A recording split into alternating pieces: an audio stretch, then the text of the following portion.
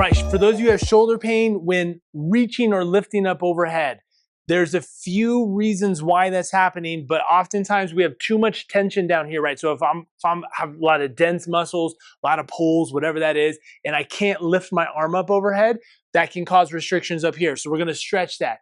In addition to that though, is we wanna be able to work on having more extension in our mid-back. Having more extension allows me to be in a better position for lifting that up overhead.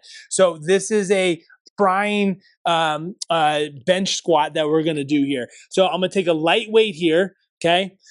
And what I'm doing is I gotta be back far enough so my head can clear the bench, okay? Now I also wanna have my knees far enough forward so that I can get into a lumbar lock position. Lumbar lock position allows most of this movement to be isolated at the mid-back as opposed to most of this coming from my lower back, okay?